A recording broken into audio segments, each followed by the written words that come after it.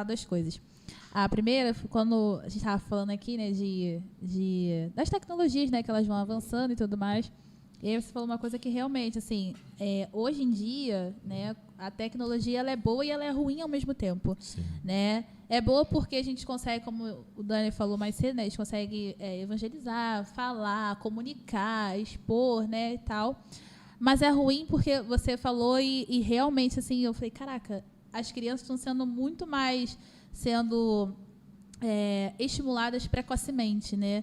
Como você falou, tem crianças de 2, 3 anos já em rede social, em TikTok, sendo expostas demais, né? E a rede social, e hoje eu estava até pensando sobre isso, né? Que aconteceu uma situação, enfim, no trabalho. E aí eu fiquei pensando sobre casamento e tudo mais, né? E aí eu falei, caramba, eu não abro a porta da minha casa para qualquer pessoa entrar. Não é qualquer um que eu boto dentro da minha casa. Então, por que na rede social eu tenho que expor o tempo todo tudo que está acontecendo comigo e nem é só para as pessoas do meu convívio, é para o mundo inteiro que eu não conheço.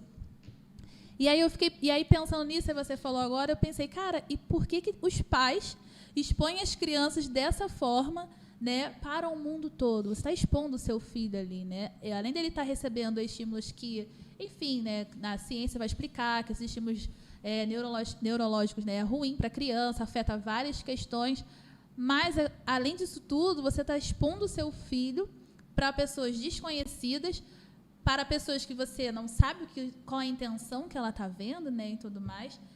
E aí, quando eu estava falando aqui, né, da tecnologia, que sempre esteve, né, da nossa adolescência, a época de Orkut, mas eu fiquei pensando, eu falei, cara, mas eu lembro que eu só fui conhecer assim, realmente a internet na época que eu tinha uns 13, 14 anos, e mesmo assim eu só entrava depois da meia-noite, que essa geração não vai saber Final de semana, o que é a internet Aquele discada, barulhinho. que a minha mãe pegava o Eu telefone preciso usar e o caía telefone, a né? internet. Então, assim, nós tivemos, né, a nossa fase, mas assim, nós chegamos na internet um pouco Depois, adolescentes, né, depois. E hoje em dia a criança ela já nasce ali e toma um videozinho para ficar quieta e toma isso aqui e tal.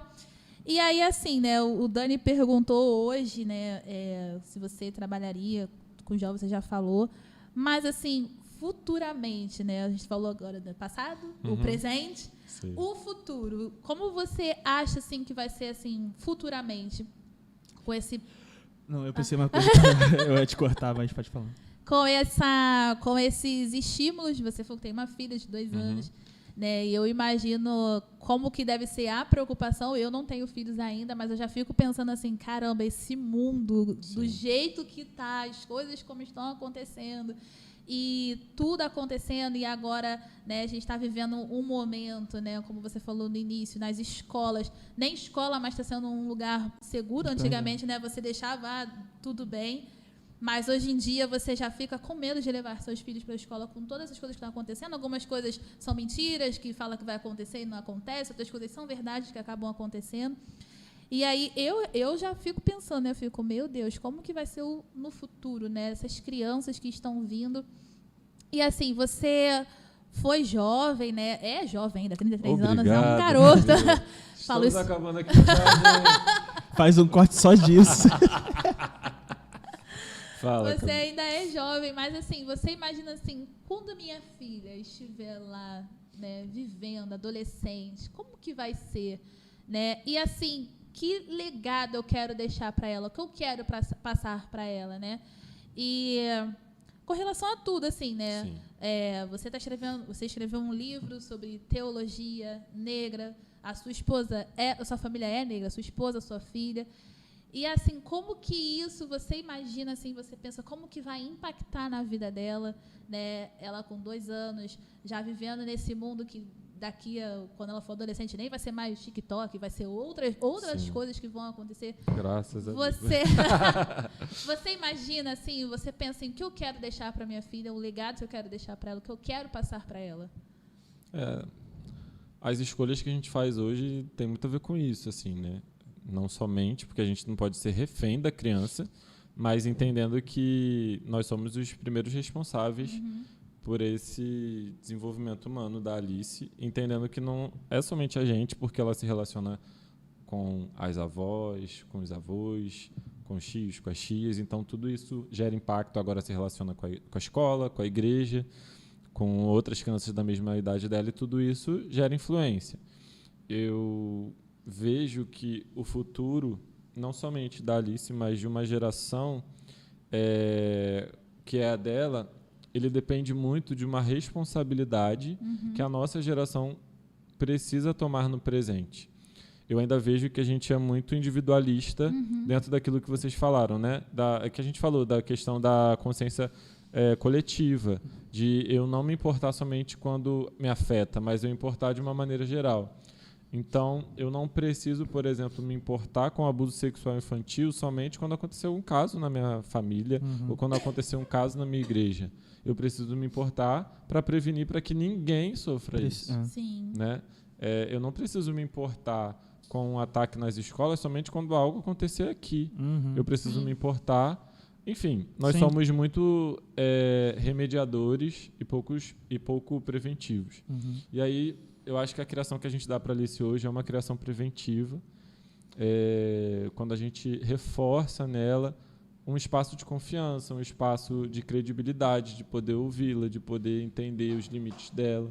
Nem sempre é fácil, tem horas que eu erro, tem horas que a Natane erra e a gente vai se ajustando, mas a gente pensa nesse futuro para que ela se sinta cada vez mais fortalecida em seguir em frente, porque talvez o que eu vejo, até voltando um pouco na pergunta anterior, que muitos adolescentes e jovens de 20 e poucos anos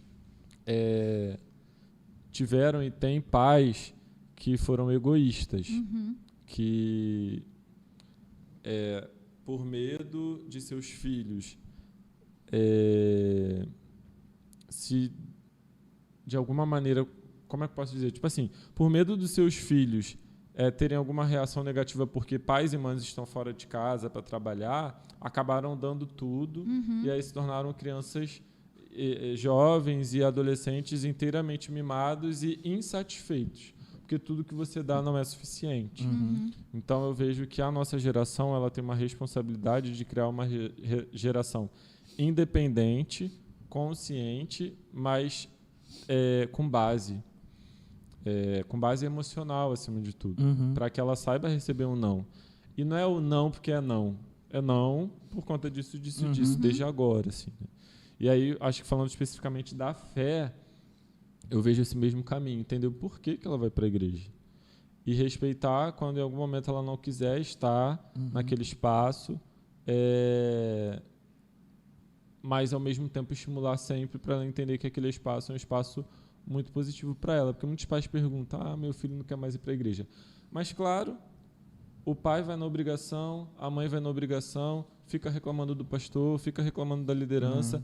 Aquele filho sabe tudo o que acontece. Claro que se para os pais não é um ambiente bom, por que aquela criança vai querer? E o exemplo arrasta, seja ele bom ou ruim, né? Totalmente. Se o teu exemplo é que você não está satisfeito com a igreja, é porque o filho vai ser, né? Totalmente. E assim, é muito... 99% dos casos é isso. 99% dos casos é isso. Tem casos específicos que não é, mas é muito das permissões que se dá, sabe? Então, assim, existe um limite até para a permissão que você dá. Como eu falei, a gente estimula a Alice, mas chega um momento que tem um limite, né? Não é tudo também... Não, tem horas que precisa, tem horas que o caminho é esse. Criar é muito difícil, desenvolver a fé é muito difícil, mas a gente precisa se colocar nesse trabalho. Mas tem muito adulto preguiçoso na própria fé, quem dirá na fé das crianças. Então, eu acredito, sim, que a igreja não vai morrer, porque a gente fala, a igreja vai acabar. Não vai, porque o povo brasileiro, o povo latino é muito assim, sabe? A gente é muito apegado, a gente gosta de comunhão, a gente gosta de estar junto, de contato. O pessoal ficou doente na pandemia porque queria estar junto também. Né? Claro que não estou falando do vírus, estou falando assim, tipo, tô fora, tô doido para sair da rua, pra rua. Fugia do vírus e ficava doente por estar em casa e sem contato com a Exatamente, porque queria, sabe, o abraço, o contato. Eu lembro quando a gente voltou nos cultos presenciais, aquela coisa, eu não posso abraçar, a pessoa chorava, que eu podia abraçar. Foi com o cotovelo. Ou então igual vinha eu e abraçava. Isso aí. Ou então vinha, abraçava e, enfim, sei que e tal, porque gosta. Então, assim, a igreja eu acho que não vai acabar no Brasil, nesse povo latino que a gente é, mas a igreja precisa de pessoas que vivam verdadeiramente isso. Eu acho que a nossa geração tem um potencial muito grande de ver verdadeiramente isso, mas aí a gente precisa se cuidar para não negociar a nossa fé, porque nós também estamos trabalhando pautas sociais que muitas pessoas negociam acima da fé. E é por isso que eu falo do que eu falo a partir da Bíblia, porque eu sou cristão. Eu sou cristão, eu acredito nisso, e é essa fé que eu tenho que me instrumentaliza, que me estimula a fazer. É o que você comentou lá atrás, né? Até mesmo antes de uma ideologia teológica tem que vir Deus, né? Sim. Exatamente.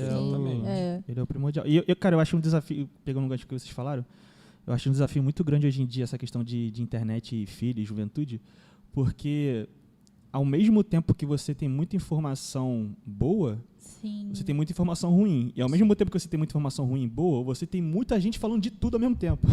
Então você tem muita coisa boa, mas tanta gente falando. Todo mundo sabe tudo. Né? Que você não sabe, às vezes, para onde olhar, sabe? Tipo, acho que até o Augusto Cury que fala isso, né? Da síndrome do pensamento acelerado, que ele desenvolveu aqui.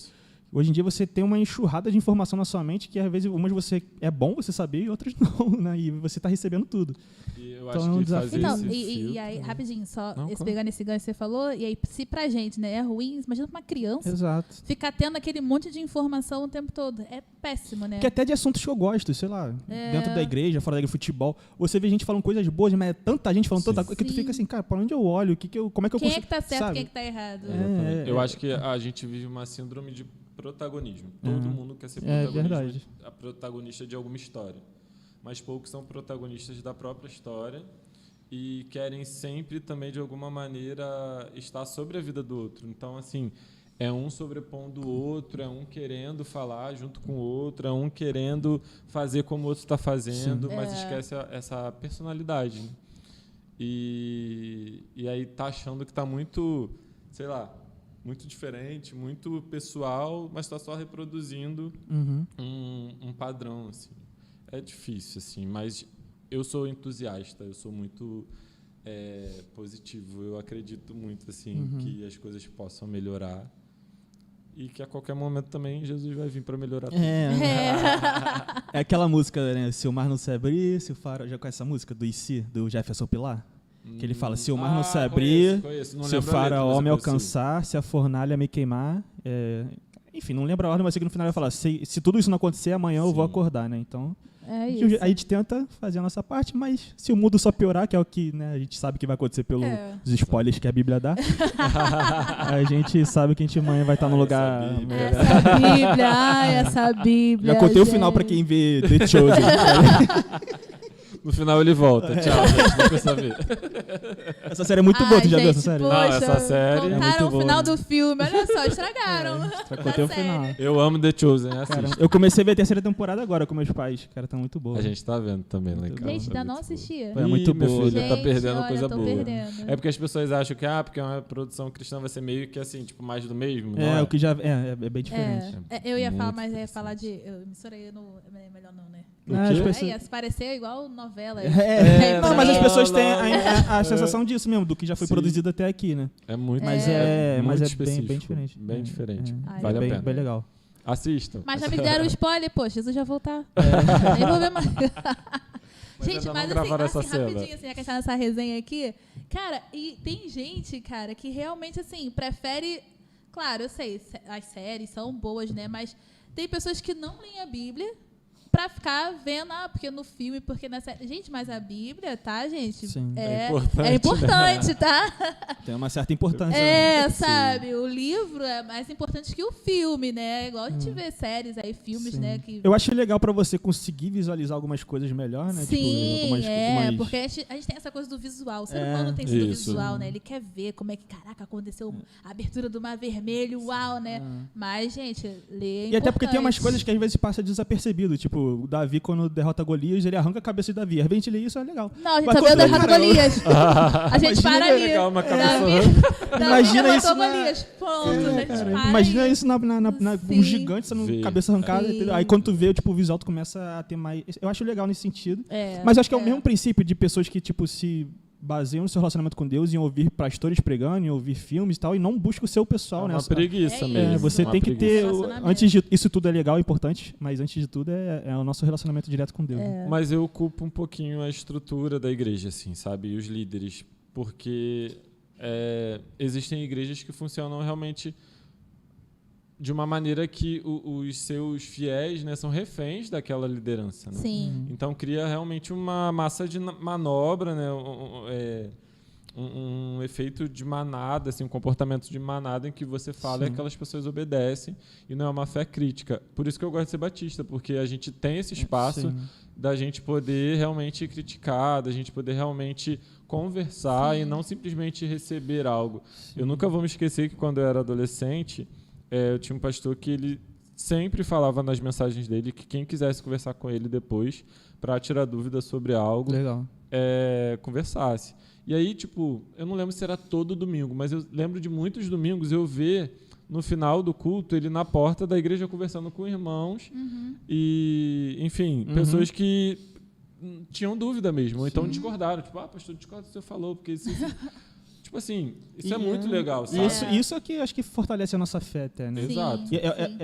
Isso é bom no batismo e no protestante de uma forma geral, porque você vem da reforma, né? Essa questão de você questionar, você vê, cara, isso não tá certo.